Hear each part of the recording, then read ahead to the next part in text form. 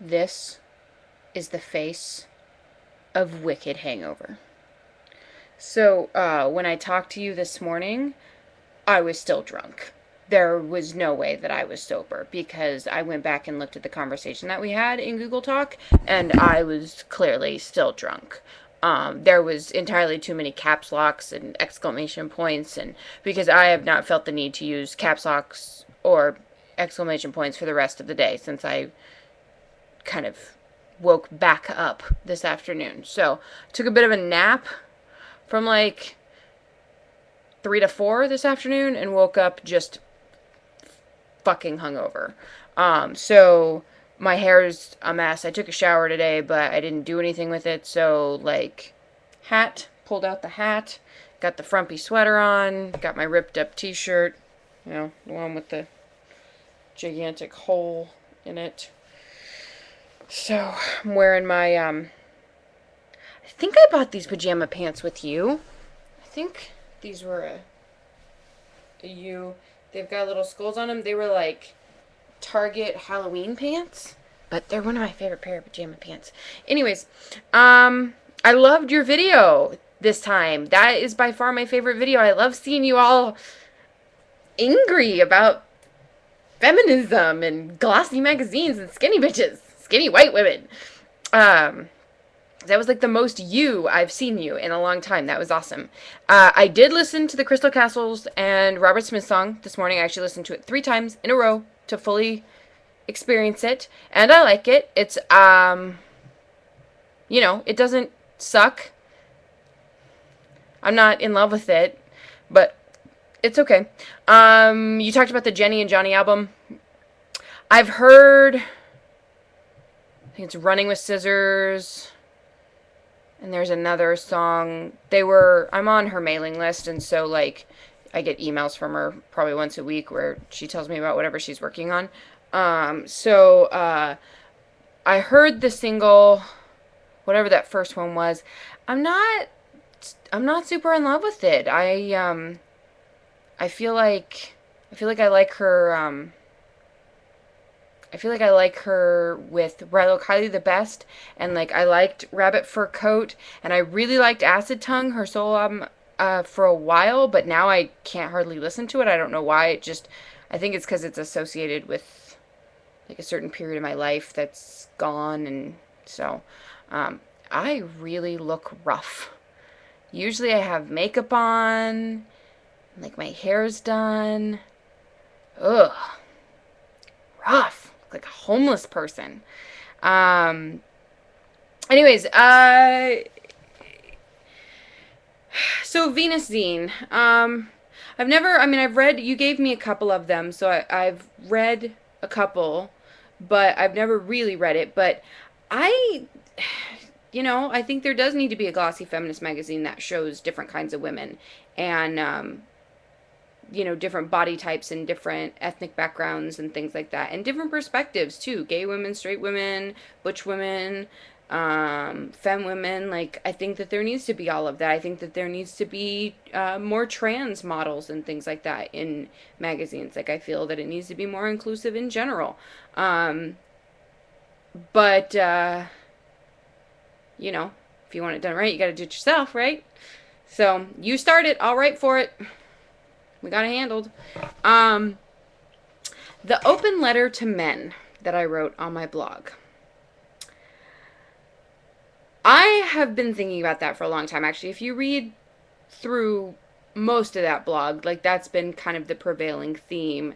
And mostly it comes from, I am surrounded by super awesome dudes. I am surrounded by really attractive, really interesting, really funny, smart men that I'm very attracted to, most of them, and they don't appear to recognize that I'm a girl. I mean, I could understand right now why we wouldn't recognize that I'm a girl, because really, look at me, hot mess. But generally speaking, when I leave the house, I look much better than what I look like right now.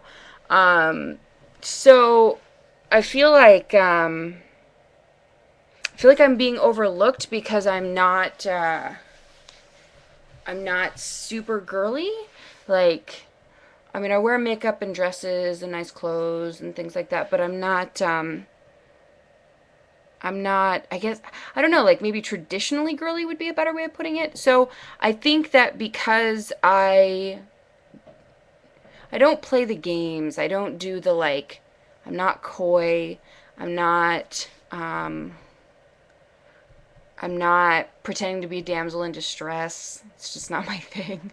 Just can't do it. So I think a lot of the men that I know have just solidly put me in the friend zone. Like I'm very much a friend or like a sister or something like that. Like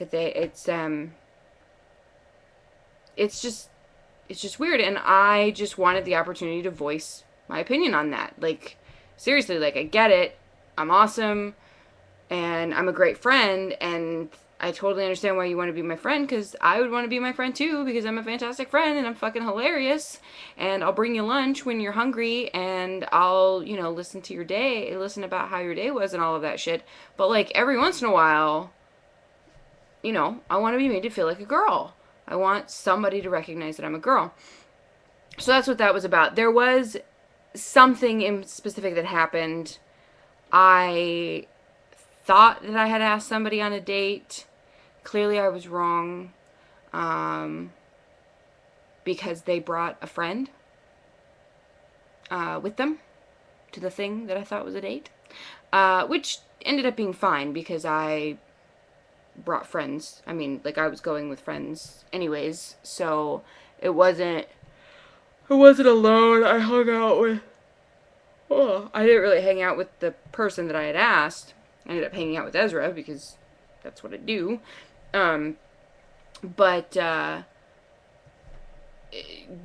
just made me think and was like, seriously, I thought I asked this guy out on a date and he didn't even realize that that's what I was doing, and it's just like abundantly clear that I'm just a friend. Like it wouldn't even have crossed his mind that I was asking him out on a date. So that's what prompted me to write it. That's why I've been thinking about it, and it does appear that some people view me as a girl.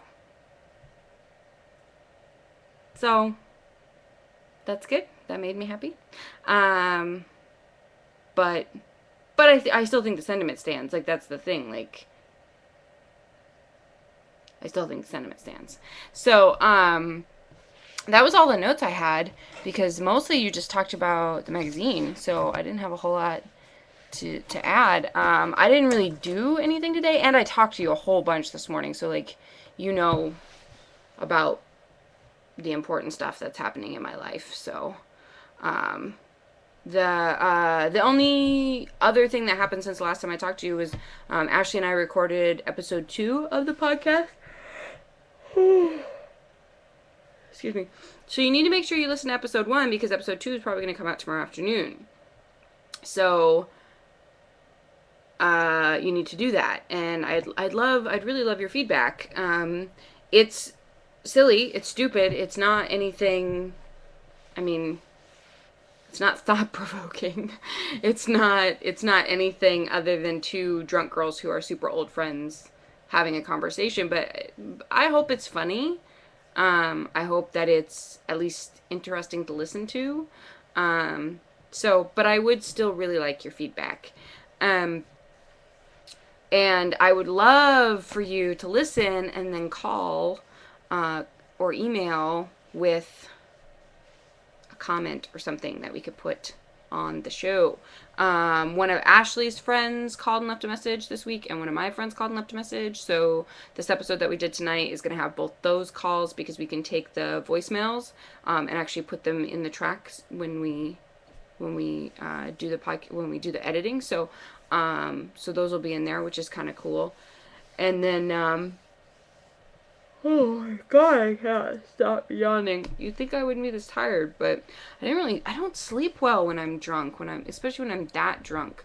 There's a very specific level of drunk that I can be to sleep well, but it's a very specific level. If I'm too drunk, if I'm past that drunk, then I don't sleep. And like, I don't know. I was just thinking too much, and so I didn't sleep because I was worried about people being mad at me and things like that. So, but that's all resolved.